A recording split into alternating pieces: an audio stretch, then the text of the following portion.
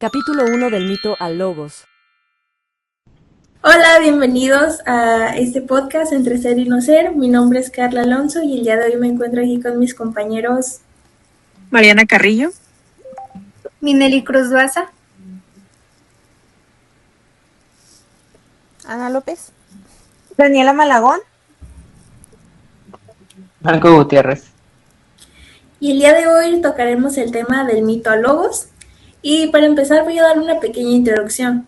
La filosofía no nace simplemente de un día a otro, no es algo que alguien inventó, sino surge como la necesidad humana de entender el mundo de una forma pues más profunda. Al inicio las personas explicaban todo a través de mitos e historias como pues de dioses y elementos sobrenaturales que no se podían comprender. Pero con el paso del tiempo empezó a surgir una nueva forma de pensar, el logos, que pues se basa en la razón, en cuestionar y hacer preguntas más lógicas. Este cambio fue muy importante y fue cuando inició la filosofía y pasamos pues del mito, que eran los dioses, las culturas, al logos, que es más de razonar. Entonces, compañera Ana López, ¿podrías explicarnos más con detallado el tema del mito y el logos? ¿Qué es lo que pues es? el mito es un relato tradicional que muchas veces es transmitido oralmente. Busca explicar el origen del mundo, por así decirlo, los fenómenos naturales o la conducta humana. Estas historias combinan tanto elementos reales como sobrenaturales. Autores como Homero y Hesíodo contribuyeron a difundir estos relatos. Por otro lado, el logos es más de pensamiento racional, que explica las cosas con argumentos y pruebas, mientras el mito responde quién lo hizo, el logos responde qué lo causó. Bueno, muchas gracias Ana por tu aportación. Ahora para aprender por qué nace la filosofía, hay que imaginarnos primero cómo era la Grecia antigua, que no es como ahora, que todo ha cambiado y esto influyó muchísimo. Primero, algo clave fue la aparición de la polis. ¿Qué es la polis? Bueno, la polis eran ciudades de estado. Aquí la gente ya no vivía aislada, sino que convivía, pues discutía, intercambiaba ideas. Y eso generó algo muy importante, que era el debate. La gente se empezó a cuestionar las cosas y opinar y razonar y no quedarse con lo que los demás decían. También otro punto fue el contacto con otras culturas, a las culturas egipcias, los mesopotámicos, los griegos. Aprendieron de ellos conocimientos como matemáticas, la astronomía, medicina. Y pues todo eso ya no era pues mito, ahora tenían con qué sustentar estas cosas y empezaban a ver que había otras formas pues de entender el mundo, no solo lo que los demás decían. Y eso que hizo que se preguntaran y se hicieran la pregunta de, oye, si lo que creemos, lo que nos han enseñado desde pequeños no es la única explicación. Y pues también influyó mucho pues la escritura, porque ya las ideas se podían dejar por escrito, podían analizarlas, podían compartirlas y pues ya no solo era escuchar historias o mitos o lo que la gente les contaba, ahora podían pensar sobre ellas y podían tener un razonamiento, algo más profundo de lo superficial.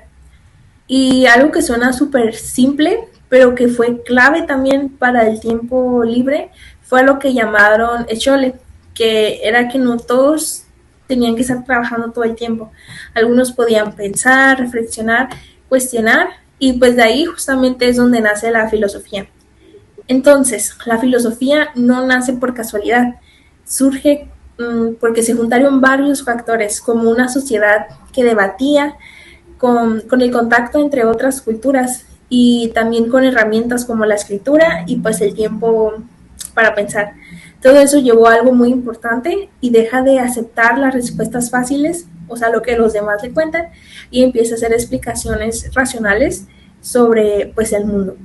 Ahora mi compañera Minelli, no sé si quieras compartir algo sobre el arché. ¿Nos puedes explicar un poco de eso?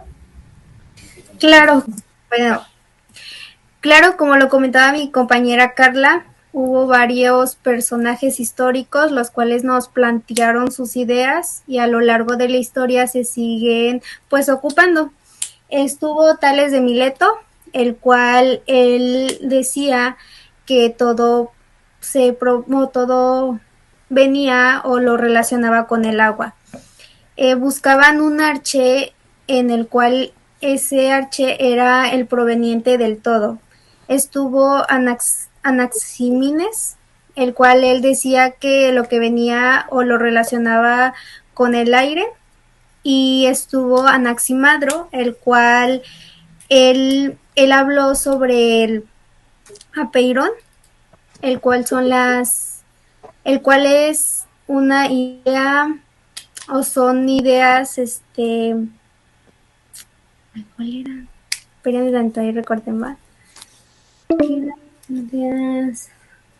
Ideas limitadas. Ellos tres nos trataban de explicar la naturaleza y el mundo en los dioses y en los mitos que se tenía en ese entonces. Mi compañera Mariana parece que ella tiene un buen argumento sobre las Piscis y las leyes naturales. No sé si nos quisieras comentar. Sí, claro, Minelli. Antes el mundo dependía de la voluntad de los dioses. Eran los únicos encargados de dar como las órdenes y todo lo que ellos decían era lo único que existía. El universo era un caos prácticamente, era algo desordenado y no había reglas claras. Cuando nace la filosofía, los pensadores empiezan a creer que el mundo no funciona solo por el capricho de los dioses. O sea que había algo más que denominaron como la idea de la Piscis, que significa la naturaleza. Más o menos se refiere a que todo lo que existe tiene su propia forma de ser y sigue ciertas leyes. De esa manera, el mundo se dejó de ver como un caos y que todo el mundo hacía lo que quería, y empieza a entenderse como un cosmos, que significa un mundo ordenado, donde todo tiene una causa, una razón de ser y una explicación racional. Gracias a esta idea, los filósofos pensaron que la realidad podía entenderse usando la razón, observando la naturaleza y buscando pues leyes para tener un mejor control y este fue como el cambio más importante que hubo para la ciencia, y pues es como que el inicio de la filosofía. Igual, no sé si Marcos nos pueda compartir sobre lo que decía Heráclito sobre esto. Sí, Heráclito decía que las cosas siempre cambian, que las cosas nunca son iguales. Su frase más famosa era que nunca puedes bañarte 2 veces en el mismo río porque el agua fluye y las cosas cambian. Al contrario de Parménides, que decía que lo importante es el ser, que todo es igual a sí mismo y que el cambio no es real.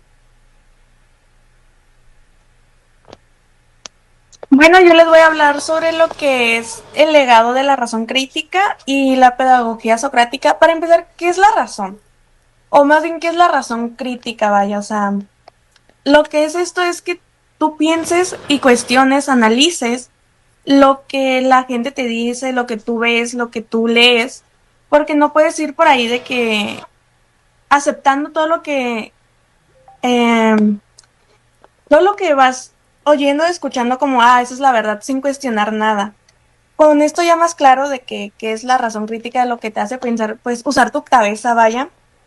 Ya les voy a hablar sobre lo que es la pedagogía socrática. Bueno, pues esto empezó de una forma de que... Ay, espérenme, ya me mareé. Ok. Esto empezó con Sócrates, que desarrolló el método de enseñanza centrado en preguntas, conocido como la mayéutica, que guiaba a las personas a descubrir el conocimiento por sí mismas y reconocer cuando estaban equivocadas.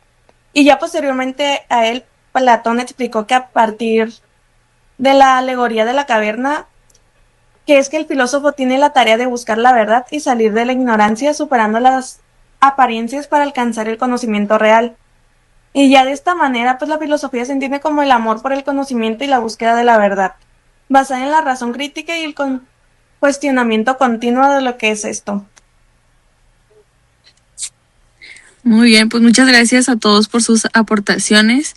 En conclusión, el nacimiento pues de la filosofía se dio en Grecia y esto representó pues el cambio del mito a logos, es decir, el cambio de las explicaciones basadas en historias y en los dioses, a pasar a ser de ser explicaciones basadas en la razón y en la observación. Pues este cambio fue posible gracias a todas las aportaciones de los filósofos que ya mencionaron. Gracias a ello, pues tenemos transformaciones sociales, culturales, políticas, que pues también permiten un debate y reflexión, ¿no? Para que todos, pues también nos preguntemos de dónde viene todo lo que existe, si es primero la razón o primero es todo lo que ya existe, ¿no? Y pues eso es todo por nuestra parte. Este es nuestro primer capítulo. Esperemos que les haya gustado y pues muchas gracias. Suscríbanse.